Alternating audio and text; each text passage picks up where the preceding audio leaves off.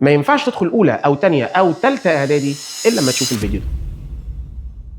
النهارده مجهزين لك كورس متكامل من كتاب جيم هيفيدك في المرحله الاعداديه، ومحتوى الكورس هيكون helping verbs الافعال المساعده اللي هتفيدك يا بطل في تكوين الاسئله واخطر الازمنه اللي موجوده عندك في السنين الثلاثه اولى ثانيه ثالثه اعدادي. الازمنه عندنا هتكون present simple tense مضارع بسيط، past simple tense ماضي بسيط، past continuous tense ماضي مستمر، present continuous tense مضارع مستمر، future with will المستقبل باستخدام will، والpresent perfect tense المضارع التام. وفي الاخر هنعرفك how to form a question ازاي تكون سؤال علشان سؤال المحادثه اللي كله بيغلط فيه. مش بس كده، احنا كمان هنعرفك ازاي تتعامل مع سؤال القطعه، وازاي تكتب باراجراف، وازاي تكتب ايميل، وازاي تكتب بيوجرافي اللي هي سيرتك الذاتيه.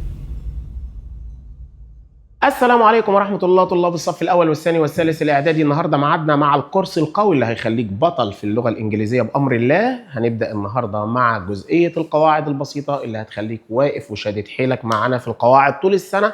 هنبدأ أول حاجة بسم الله الرحمن الرحيم مع حاجة اسمها الهيلبينج فيربس. هيلبينج فيربس يعني أفعال مساعدة، شوف كده من معناها بتساعدك. طيب إيه هم الهيلبينج فيربس؟ عندنا فيرب تو بي، عندنا فيرب تو هاف، عندنا فيرب تو دو. خليك معايا. اول حاجه هنبدا بيها النهارده في الافعال المساعده هي verb to be. بي دي يا جماعه معناها يكون، عامله زي الست الكبيره ما بتقدرش تروح تنزل وتيجي وتروح مشاوير وتيجي من مشاوير، امال بتعمل ايه؟ قالت ببعت ولادي، زي مامتك كده اما بتبقى قاعده فوق تقول لك روح هات لي كذا. احنا عندنا verb to be اولادها مقسومين الى فرعين، فرع منهم في المضارع وفرع منهم في الماضي. وخلي بالك علشان تعرف فرع الماضي لازم تلاقي كلمة دالة على الماضي. طيب مين ولادها في المضارع؟ عندنا verb to be المندوبين عنها أو ولادها في المضارع am و is و are. am is are معناهم يكون، بس دول فرع verb to be في المضارع. am ينفع تختصر بأبوستروف m، وخلي بالك ما بتجيش غير مع I بس، لازم تقول I am أنا أكون. is ينفع تختصر بأبوستروفي s وبتيجي مع أي حاجة مفرد، زي he، زي she، زي it، زي احمد، زي علي، زي منى، زي محمد، زي ذا بوي، زي ذا جيرل. طيب وار تختصر بأبوستروفي ار اي ودايما بتيجي مع الجمع، زي وي وزي يو وزي they، او اي اسم جمع، the boys، the girls، the teachers، the doctors are happy. انما بقى في الماضي ولادها في الماضي اسمهم was و were. بس خلي بال حضرتك انت لازم تلاقي كلمة تدل على الماضي، was و were تستخدمهم اما تلاقي كلمة دالة على الماضي. طب يا مستر ايه هي الكلمات اللي بتعرفني ان الجملة في الماضي؟ ممكن تلاقي yesterday اللي هي بالامس، ممكن تلاقي last اللي هي الماضي، ممكن تلاقي ago، ممكن تلاقي in زائد سنة ماضية. احنا في 2026 لو قالك في 2010 في 2005 ممكن تلاقي in the past في الماضي، أو ممكن تلاقي and وقبلها فعل ماضي أو بعدها فعل ماضي، يبقى الفعل اللي ناقص يبقى دايما يكون ماضي. يا مستر طيب قول لنا، أنا لما ألاقي yesterday و last و ago و in the past و in زائد سنة ماضية و and معاها فعل ماضي آخد was و were بناء على إيه؟ was قالت خدوني مع أي حاجة مفرد، سواء I، سواء he، سواء she، سواء it، أو أي حاجة مفرد. أحمد was، علي was. إنما where قالت لا، أنا باجي مع الجمع اللي هو we و you و they، أو أي اسم جمع the students were وهكذا. طيب تعال نشوف أمثلة. أما يجي لي يقول لي جملة زي دي مثلا كده، يقول لي I not a teacher. طبعا أنا عاوز أقول أنا أكون معلم. يا ترى هنا هاخد am ولا آخد is ولا آخد are ولا آخد was ولا آخد were؟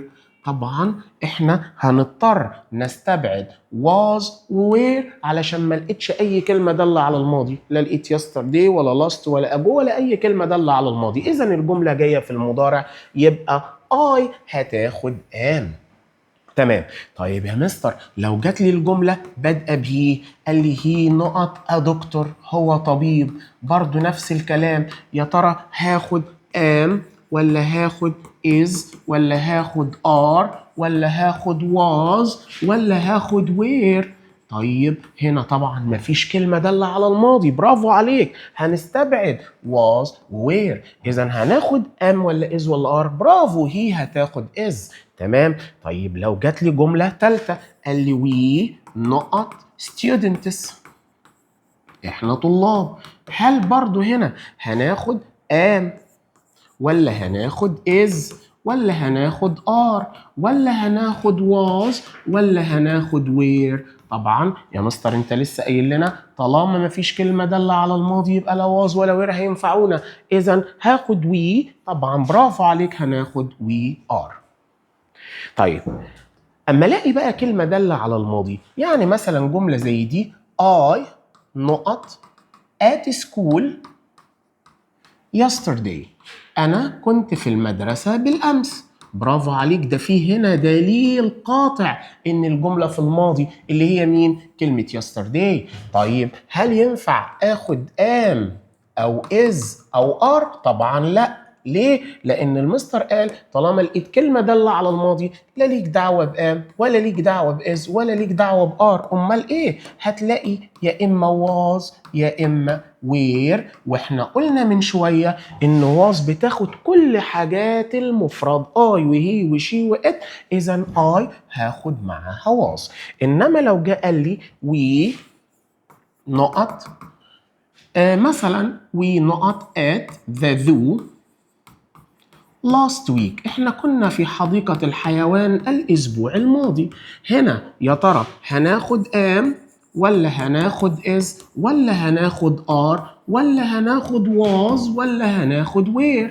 احنا اتفقنا اما الاقي كلمة دالة على الماضي، احنا هنا عندنا last week كلمة دالة على الماضي لا ليا دعوة بام ولا بإز ولا بار، يبقى يا اما was يا اما where. طب يا مستر هنا we هتاخد ايه؟ we جمع، يبقى هتاخد where. ملحوظة بقى مهمة جدا جدا على verb to be، احنا يا مستر لسه حضرتك قايل لنا ان verb to be اللي هو في المضارع بيبقى am و is و are، وبيبقى في الماضي was و were. طيب احنا عرفنا الكلام ده. لو لقيت بقى بعد الخمسة دول اي فعل لازم الفعل ده هو نحط له ing، يعني ما ينفعش تلاقي جملة الراجل بيقول لك I am play tennis. ليه يا مستر غلط؟ لأن am و is و are قالوا خلي بالك لو ظهر ورانا فعل لازم الفعل ده تزود له ing، هتبقى I am playing tennis. تعال نشوف جملة تانية. أما يجيب لك جملة يقول لك he is watch، عايزين نصلح الفعل watch TV now. الكلام ده يا شباب احنا هناخده في الأزمنة المستمرة في الجزء الثاني من الكورس بتاعنا. طيب هنا هي از، طبعا يا مستر هي واخده ازاي؟ امال ايه المشكله؟ المشكله في الفعل. المشكله في الفعل ليه؟ لان بيقول لك بعد ام واز وار اما يجي لك فعل لازم تحط في الفعل ده ing، يبقى لازم اقول he is watching TV now، هو يشاهد التلفزيون الان. نفس الكلام مع الحاجات الخاصه بالماضي، اما يجي مثلا يقول لي we were نقط مثلا at home، we were نقط at home. طبعا ما ينفعش اقول we were stay ولا we were stayed، امال ايه يا مستر اللي اقوله؟ اقول we were staying at home، احنا كنا نقيم في هذا المنزل. يبقى am is are was were اما يجي وراهم فعل اوعى تنسى انك تحط له ing. كده يا شباب احنا عرفنا verb to be وازاي نتعامل معاه. في المضارع بيبقى am is are، وفي الماضي was were، بس الماضي ده لازم الاقي كلمة دالة في الجملة علشان اعرف اتحرك مع was were. وخلي بالك لو جالك وراهم فعل لازم نحط في الفعل ده ing. يلا ندخل على الحل مع بعض. نبدأ مع بعض الحل حالا، وعايزك تسبقني وانا بحل وتأكد اجابتك صح ولا غلط. They not at school yesterday. يا مستر هنا احنا لقينا كلمة دالة على الماضي اللي هي كلمة yesterday، برافو عليك. يبقى مالكش دعوة بام ولا is ولا are. امال هركز على ايه؟ ركز على was were. ما احنا قلنا ان لما الاقي كلمه داله على الماضي اخليني مع was were. طيب they دي حاجه جمع يبقى لازم ناخد معاها were. لو انت عامل كده يبقى انت ولد ممتاز. نشوف الجمله رقم 2. السؤال بيقول I not at the zoo last week. برافو عليك، انا مسكت كلمه داله على الماضي يا مستر اسمها last اهي، last week. اذا الجمله داله على الماضي، ماليش دعوه بام ولا is ولا ار ولا بالام الكبيره بي، لان بي دي هنا مضارعه، يعني انا هشطب على ام وهشطب على كلمه بي. يا ترى was ولا وير؟ اي مفرد، اي مفرد. خلي بالك مع اي زمن ماضي اي مفرد، انما مع المضارع بترجع للجمع عادي. اي هتاخد was. السؤال رقم 3. We not happy to see you today. احنا سعداء ان احنا شايفينك النهارده. واضح جدا ان مفيش اي كلمه داله على الماضي، لا yesterday ولا last ولا ago ولا in the past ولا in the سنه ماضيه ولا and اللي معاها ماضي. اذا هنا الجمله دي في المضارع، حتى الراجل كمان عاطيلك today النهارده مضارع، يبقى انا هنا هخليني مع am is are. we تاخد am ولا is ولا are؟ برافو، يبقى we هتاخد are. You not my best friend when we were young. هنا بقى جملة خادعة وقاتلة.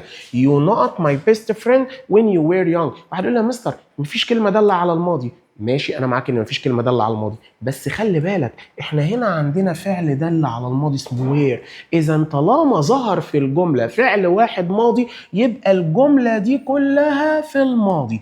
أنا عايزك تشبه معايا الجملة كده عاملة زي عربيات القطار. لا، شكل واحد ولون واحد وحجم واحد. يعني انا لقيت عربيه فيهم ماضي يبقى كل العربيات ماضي، لقيت عربيه فيهم مضارع يبقى كل العربيات مضارع. اذا اما تلاقي فعل في الماضي احكم على الجمله دي انها ماضي، يبقى انا هنا لازم اخد الماضي. طبعا يو هتاخد وير. عرفت ازاي يا مصر انها ماضي؟ علشان لقيت فعل دل على الماضي اسمه وير. طيب السؤال رقم 5. There not many students in class yesterday. طبعا هنا خلي بال حضرتك yesterday كلمة دالة على الماضي، إذا الجملة دالة على الماضي، إذا الجملة في الماضي، يعني لازم آخد was were. طب يا مستر يعني are لأ وإز لأ؟ طب آخد was ولا were؟ there دي بقى خلي بال حضرتك، عايز أقول لك عليها معلومة امشي بيها طول حياتك لحد ثالثة ثانوي. there ممكن تاخد is مضارع was ماضي، are مضارع were ماضي.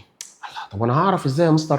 تشوف اللي بعدها، لو لقيت اللي جاي بعدها اسم مفرد خليك مع there is لو مضارع او there was لو ماضي. طب لو لقيت الاسم اللي جاي وراها جمع خليك مع there are لو مضارع were لو ماضي. طب انا هنا يا مستر لقيت many students دي حاجة جمع، اذا انا هخليني مع are ومع were. طب احنا اتفقنا ان الجمله في الماضي عشان yesterday يبقى لازم تقول there were. نشوف بقى السؤال الثاني. correct the verbs between brackets، يعني صح الافعال اللي بين الاقواس. she not are the new teacher.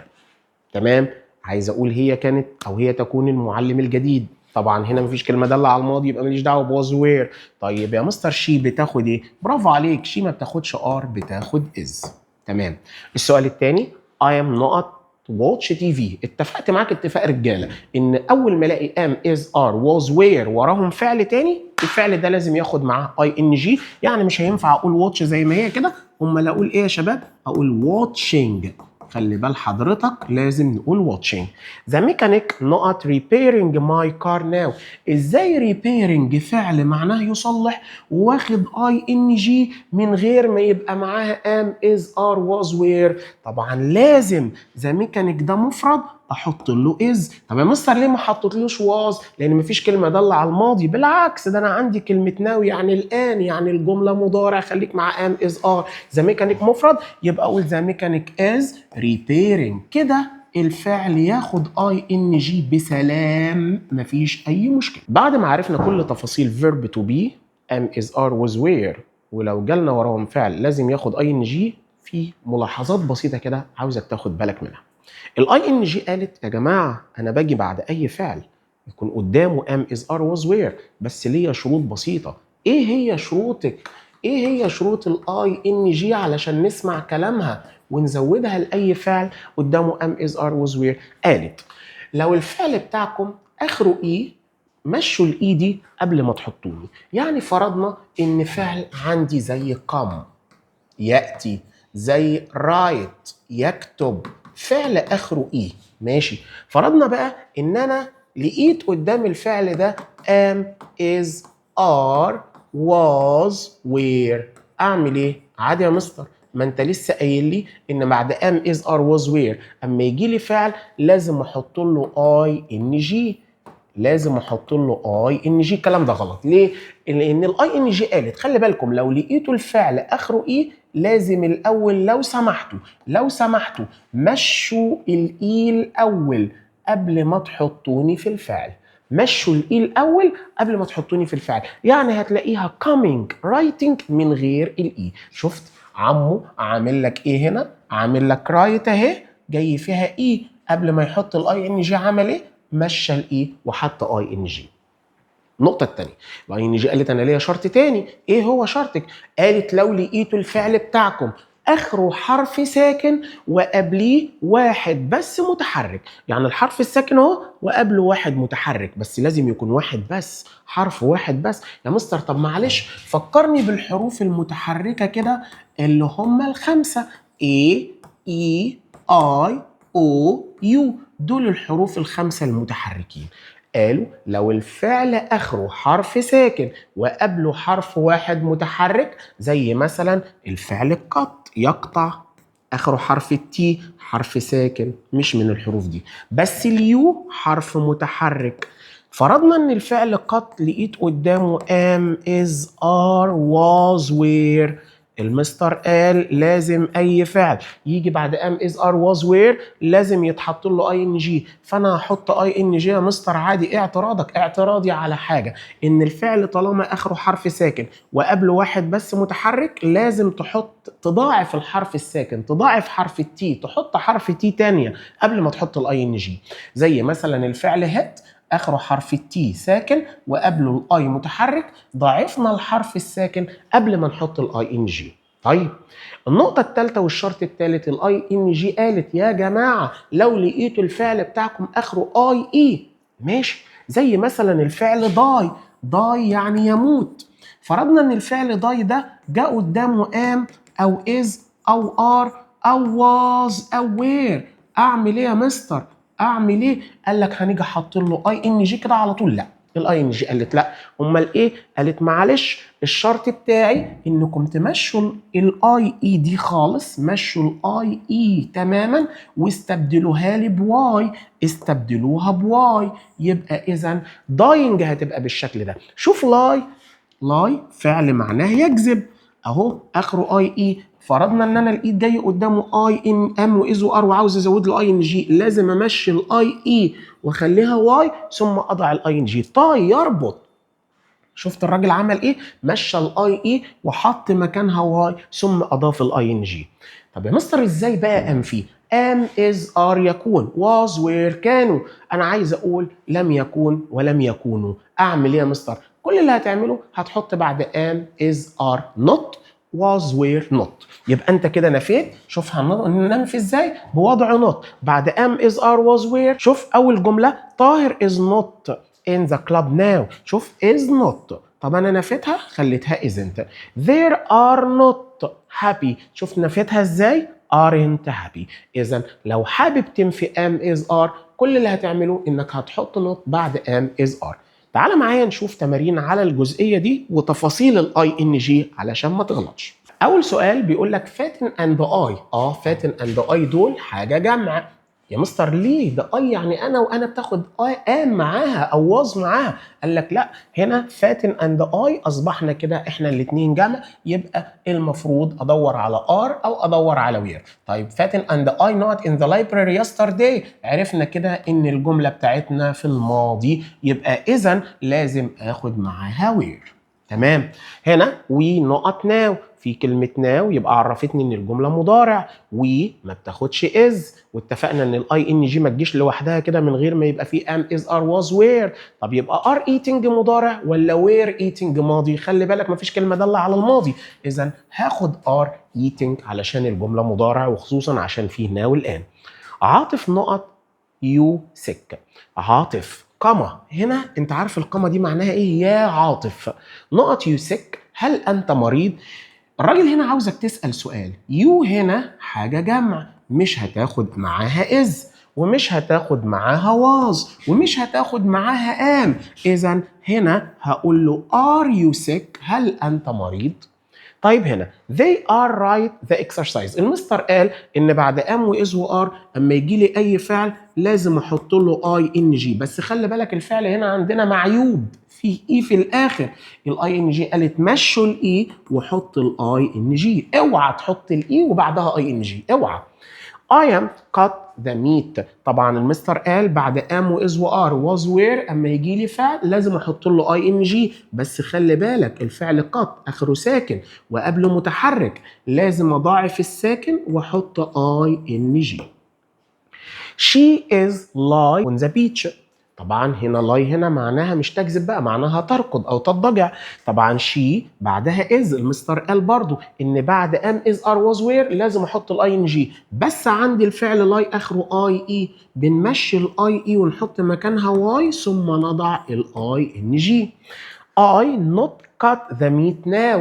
طبعا I تاخد am معاها وانا عاوز انفي يبقى I am not، بس بعد am و is و are لازم احط في الفعل I ان جي، والفعل cut لازم اضاعف له التي ثم اضع الاي ان جي. تاني حاجه عندنا في الافعال المساعده يا شباب verb to have. have دي معناها كتير، معناها يمتلك، معناها يتناول، معناها يقضي، معناها يعاني من، ممكن ليها معاني كتير جدا. have برضو قالت أنا زي verb to be ليا شكلين، في المضارع بيبقى ليها شكل وفي الماضي شكل آخر.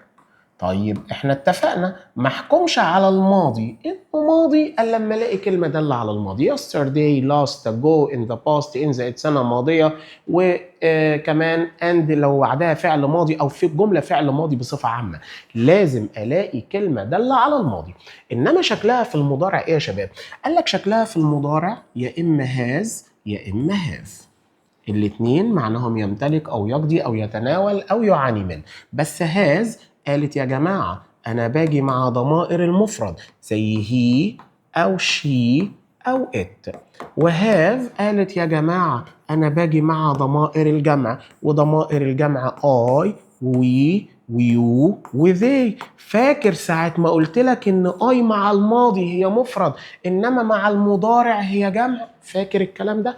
طيب هنا اي حاجة مفرد بقى، احمد هاز، هي هاز، شي هاز، ات هاز، انما اي حاجة جمع بتاخد have. the boys have, the girls have, the teachers have, I have, we have, you have. وهاف وهاز قالوا خلي بالك مننا، احنا معنانا نمتلك او نتناول او نقضي او نعاني من، بس لو جه ورانا فعل احنا عايزينه في التصريف الثالث اللي هو الباست بارتيسيبل.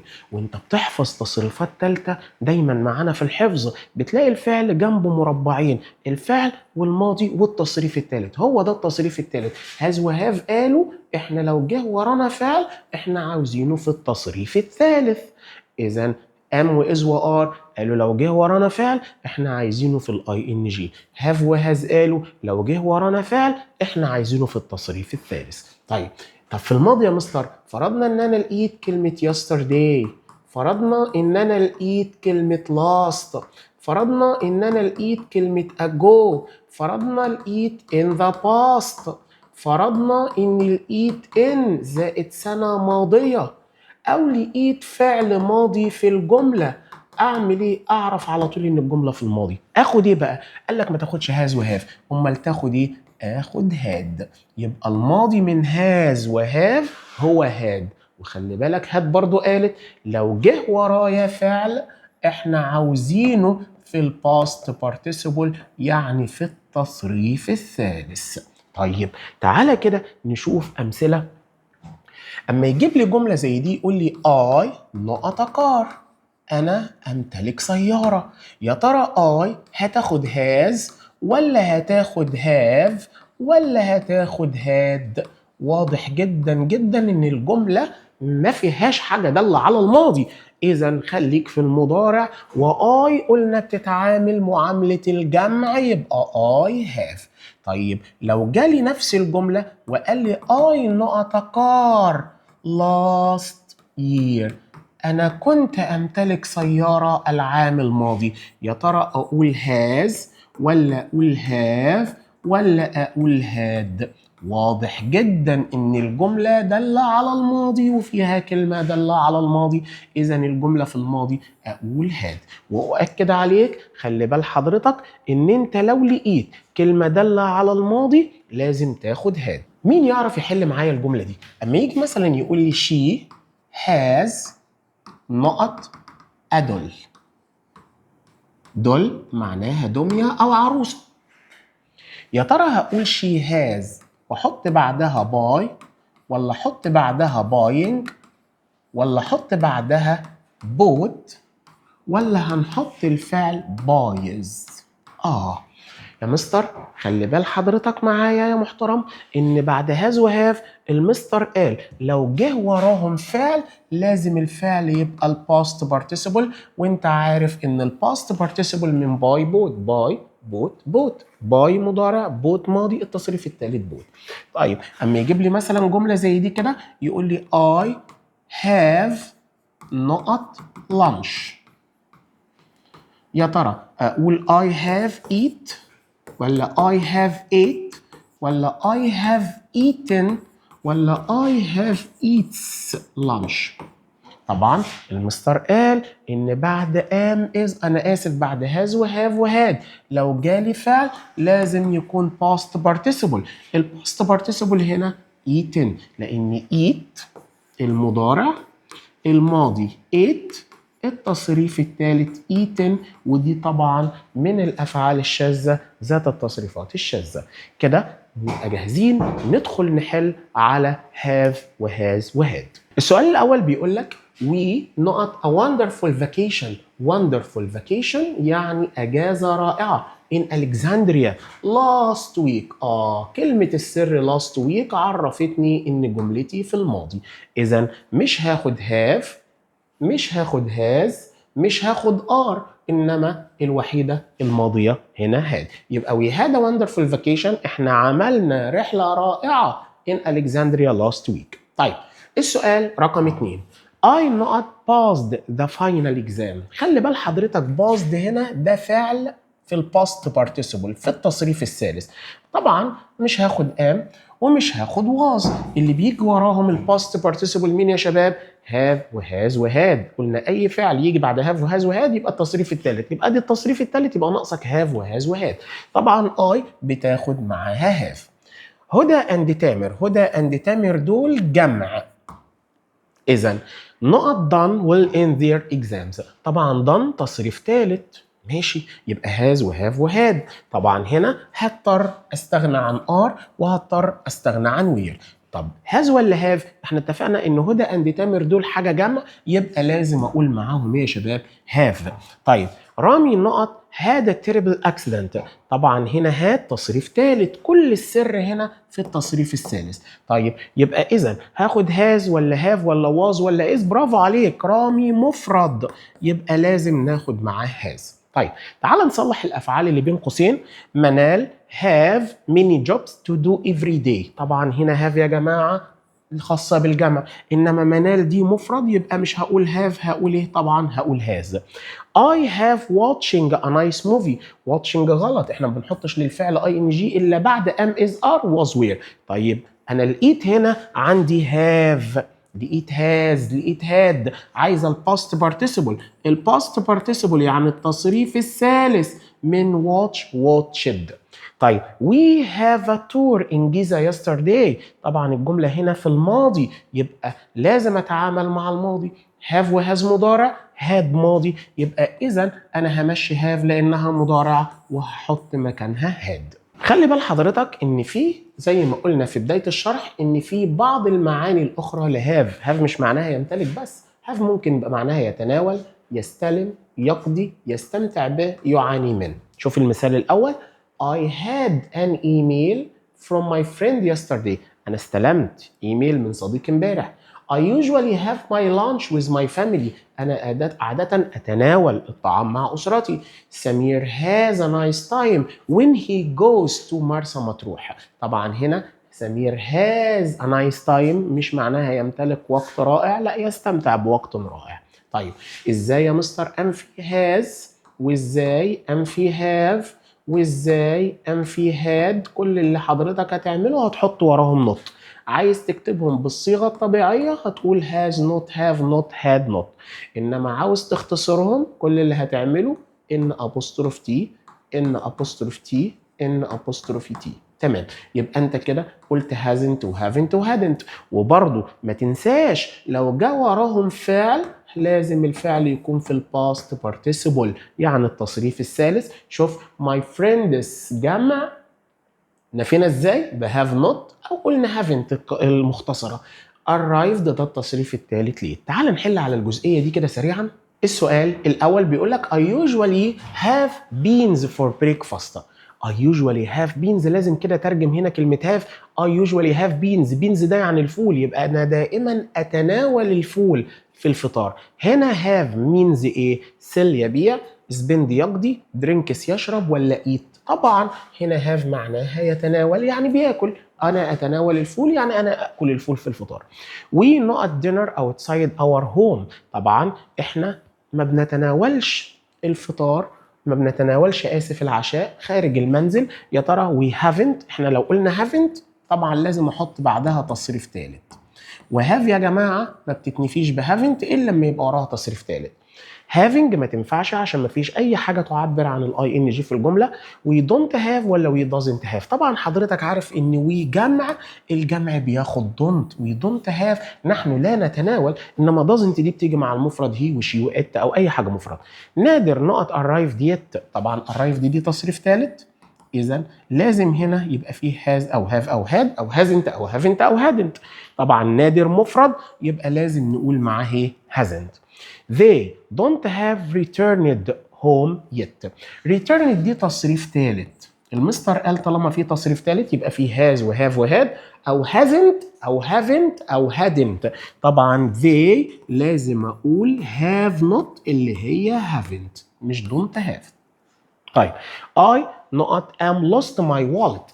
طبعا lost دي تصريف ثالث. المستر قال طالما فيه تصريف ثالث يبقى فيه have وهاز وهاد. طبعا هنا مفيش اي كلمه داله على الماضي خالص، يبقى مالكش دعوه بهاد بقى، يبقى تقول I have lost علشان خاطر التصريف الثالث.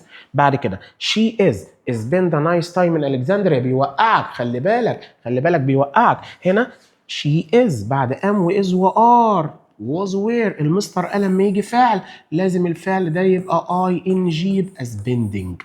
لازم اخلي بالي من النقط دي. كده يا شباب احنا خلصنا verb to have، بقى لنا verb to do. ندخل على الفعل المساعد الثالث اللي هو verb to do اللي هو do يفعل. برضه نفس الكلام زي verb to be وزي verb to have verb to do. verb to do يفعل في مضارع وفي ماضي. طيب تعال نشوف شكله ايه في المضارع. المضارع يا شباب do أو does، وفي الماضي بتبقى did. بس أأكد معاك حاجة تاني، إيه هي يا مستر؟ إن ما أخدش did إلا لما ألاقي كلمة دالة على الماضي. يعني نكتبهم مرة تالتة للتذكرة. yesterday وعندنا كلمة last وعندنا كلمة ago وعندنا in وسنة ماضية وعندنا in the past، أو ممكن ألاقي أي فعل تاني جاي لي في الماضي. طيب يبقى أنا كده علشان خاطر الكلمات دي باخد كلمة did. ما لقيتش خليك مع do و does. طيب يا مستر هي do بتيجي مع المفرد ولا مع الجمع؟ لا do بتيجي مع الجمع. I do we do you do they do أو the boys do. إنما does قالت أنا باخد المفرد اللي هو he وشي وإت. طيب تعال نشوف مثال. عايز أقول مثلا أنا بعمل واجبي كل يوم. جملة عادية جدا جدا وطبيعية جدا. أقول I do my homework يعني أنا بعمل واجبي المنزلي every day كل يوم. طب لو أنا ببدأ بهي بقى هي هنا هتبقى مفرد خلاص، يبقى ما أقولش هي مع دو. أمال إيه يا مستر؟ أقول he does his homework، يعني هو بيقوم بواجبه المنزلي every day. طيب لو انا لقيت بقى مكان every day كلمة دالة على الماضي مثلا yesterday، يبقى كده جملتك يا بطل في الماضي اللي هو هتبقى ايه بقى؟ هقول he did his homework، يعني هو عمل واجبه yesterday. يبقى دلوقتي الجملة المضارع انت do و does مع المضارع، do مع الجمع و does مع المفرد. انما لو لقيت كلمة دالة على الماضي باخد did دي معناها فعله. طيب النفي منهم ايه يا شباب بقى؟ قال لك بص، المفرد كله اي حاجة مفرد بتتنفي ب doesn't، واي حاجة جمع بتتنفي ب don't، وفي الماضي سواء مفرد أو جمع بيتنفوا ب didn't. بس التلاتة دول في اللغة الإنجليزية قالوا لازم يجي ورانا الفعل في المصدر. إيه يا مستر المصدر ده بقى؟ قال لك المصدر من do و does و did اللي هو do. الله، do هنا يفعل، إنما هنا don't دي يعني لا، doesn't يعني لا، didn't يعني لا. طب ازاي؟ انا قلت من شويه يا جماعه انا بعمل واجبي كل يوم، فرضنا ان انا مهمل مش بعمل واجبي كل يوم، عايز اقول انا ما بعملش لا افعل، يبقى اقول I علشان جمع، يبقى اقول I don't do، لازم تجيب وراها المصدر. I don't do my homework every day، انا ما بعملش واجبي كل يوم. طيب فرضنا ان انا بتكلم عن هي مفرد، يبقى هقول he doesn't بقى عايزه وراها المصدر، يبقى he doesn't do his homework every day. طيب فرضنا ان انا عايز اقول ان احنا ما عملناش واجبنا امبارح، يبقى we didn't do our homework yesterday، احنا ما عملناش واجبناه بالامس. طالما لقينا كلمه داله على الماضي، شوف احنا نفينا ب didn't زائد المصدر، يبقى المصدر من do does و did هو do.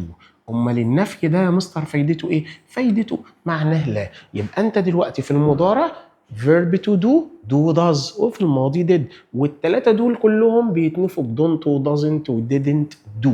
طيب تعال نحل على الجزئيه دي كده يا شباب. السؤال الأول بيقول لك I cleaned my room، أنا نظفت حجرتي. cleaned دي ماضي. but I not the exercise yesterday. yesterday عرفتني إن الجملة في الماضي. حلو. وكلمة but عايزك تعرف عنها معلومة في اللغة الإنجليزية. but ولكن لو لقيت قبلها إثبات يبقى وراها نفي، ولو لقيت قبلها نفي يبقى وراها إثبات. واحد بيقول لك أنا نظفت أوضتي ولكن ما ينفعش اقول انا عملت واجبي ولكن ما عملتش واجبي. دايما بط تعبر عن التناقض، انا عملت كذا ولكن ما عملتش كذا، يبقى انت لازم تاخد نفي. تمام، دي ما فيهاش نفي ودي ما فيهاش نفي، دي فيها نفي بدونت ودي فيها نفي بديدنت. طب الجمله في الماضي يا بطل يبقى ما فيش بدونت بقى، امال ننفي ازاي؟ ننفي بديدنت. يبقى I didn't do علشان خاطر yesterday خدنا didn't، وعلشان خاطر بط خدنا التناقض يعني بالنفي. طيب حازم doesn't، احنا اتفقنا يا شباب اما الاقي don't و doesn't و didn't لازم يجي وراهم المصدر. does مش مصدر، did مش مصدر، do مصدر، doing مش مصدر، يبقى don't و doesn't و didn't دول عاوزين وراهم الانفينيتيف يعني الفعل في المصدر، والمصدر من do و does و did هو do. تمام. الجمله رقم 3 بيقول لك رامي اند زكي، طالما قال لك فلان اند فلان يبقى دول جمع. طيب not to the company together، يا ترى don't go doesn't go doesn't. احنا اتفقنا اتفاق رجاله ان don't و doesn't و didn't ما بحطش عليهم don't و doesn't و didn't ما بختارهمش وبحطش عليهم علامه صح الا لما الاقي وراهم الفعل في المصدر. هنا don't مش هقدر اخدها لان ما لقيتش وراها مصدر، doesn't مش هقدر اخدها لان ما لقيتش وراها مصدر. انا عندي حاجتين يا جماعه، don't go و doesn't go. احنا عرفنا معلومه عن doesn't انها دايما بتيجي مع المفرد، وعن don't انها دايما بتيجي مع الجمع. طب احنا قلنا رامي اند زكي جمع، اذا لازم اخد don't go. ندخل على التمرين الثاني اللي هو بيقول لك correct the verbs between the brackets، يعني صحح الافعال اللي بين الاقواس. we doesn't طبعا غلط، طبعا we جمع يا جماعه، ما تاخدش doesn't، يا تاخد don't في المضارع يا didn't في الماضي. نكمل بقيه الجمله، لان لو لقيت كلمه داله على الماضي هاخد didn't. do any homework او any work during the vacation، مفيش اي كلمه داله على الماضي يبقى اقول we don't، ولازم يجي وراها المصدر اهو do. طيب I didn't، طبعا احنا عارفين don't و doesn't و didn't لسه قايل لك معلومه عنهم انهم لازم يجوا وراهم الفعل في الانفينيتيف، الفعل في المصدر، يبقى مش هقول doing، يبقى هقول ايه يا شباب بقى؟ هقول do. They do all the homework او all the work and prepared for the party.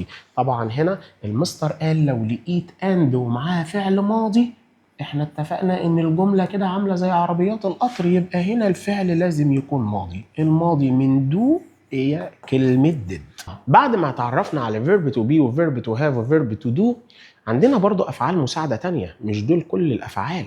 في أفعال مساعدة اسمها model verbs، اسمها الأفعال الناقصة، بتخش برضو ضمن الأفعال المساعدة اللي هنستخدمها إن شاء الله في حلقة تكوين السؤال. مين هم يا مستر الأفعال المساعدة دول؟ عندنا كان، could، will، would، shall، should، may، might و must و ought to. طيب دول يا مستر افعال مساعده بنسميهم الموديل فيربس او الافعال الناقصه. في معلومه عنهم، كل اللي انت شايفهم دول وكل اللي قريناه ده لازم يجي وراه الفعل في المصدر بدون اي اضافات، والفعل في المصدر ده يعني التصريف الاول. بص المثال الاول كده، عمر will travel، will زائد المصدر. ياسر could win، could زائد المصدر. سمير will visit، will زائد الفعل في المصدر. طيب ازاي انفيهم يا مستر؟ كل اللي هتعمله هتحط نوت بعد الافعال المساعده زي ما حضرتك شايف كده، شايف بيقول لك I cannot، اختصارها كانت. هنا I cannot go to school because I am very sick، يبقى كل اللي هتعمله هتحط نوت بعد الافعال المساعده دي. يبقى دلوقتي اتعرفنا على مجموعه افعال اسمها الافعال الناقصه، will و would، كان و could، shall و should، may و might و must و ought to. كل دول افعال ناقصه بيجي وراهم الفعل في المصدر، وكل اللي بتعمله بتحط وراهم كلمه نوت. طب تعالى نشوف مجموعه اسئله كده على الجزئيه البسيطه دي كده. اول حاجه بيقول لك my friend not return from London next week. طبعا هنا next week كلمه داله على المستقبل، وانت عارف اصلا من ابتدائي ان will هي الخاصه بالمستقبل، يبقى my friend will return from London next week. ولاحظ ان will بعدها المصدر. وائل نقط pass the difficult test yesterday، yesterday كلمه داله على الماضي، will لا، وكان لا، يبقى يا اما كود يا اما وود. طيب وائل نقط باس ذا difficult test yesterday، عايزك تعرف ان طالما في حاجه صعبه وصعوبه يبقى انت هنا لازم تقول كان والماضي كود، لان دي بتعبر عن القدره في فعل شيء كان صعب، يبقى هنا الماضي كود افضل علشان yesterday. طيب هنا you should نقط up early to catch the train. طبعا should من الافعال الناقصه اللي لازم يجي وراها الفعل في المصدر، يبقى لازم تقول get، الماضي got ملناش دعوه بيه. طيب بعد كده I not solve this problem alone، you must help me، أنا مش قادر أحل المشكلة دي لوحدي، أنت لازم تيجي تساعدني، يبقى I can't يعني مش قادر أحل هذه المشكلة بمفردي، you must help me. طيب تعالى نصحح الأخطاء اللي موجودة بين القوسين. ليلى كان نقط كوكس تيستي فود. طبعا حضرتك عارف ان كان لازم يجي وراها الفعل في الانفينيتيف، والفعل في الانفينيتيف من كوكس هو كوك. بعد كده وليد كان ريبير ذا كار الون يسترداي. طبعا الجمله في الماضي يبقى ما ينفعش اقول كان، اجيب الماضي منها كود. بعد كده شريف will visiting us tomorrow. طبعا هنا will لازم يجي وراها الفعل في المصدر، يبقى لازم نقول visit. طيب كده يا شباب احنا خلصنا حلقة الأفعال المساعدة اللي هتساعدك فعلا في تكوين الأسئلة، والكلام ده هتعرفه في حلقة تكوين الأسئلة. تعرفنا على verb to be، تعرفنا على verb to have، تعرفنا على verb to do، وتعرفنا على المودل verbs اللي هي الافعال الناقصه اللي بيجي وراها دايما الفعل في المصدر. انتظرنا ان شاء الله مع الحلقه الجايه، حلقه قويه جدا مع اهم الازمنه اللي هتدرسها في المرحله الاعداديه وهتخليك بطل.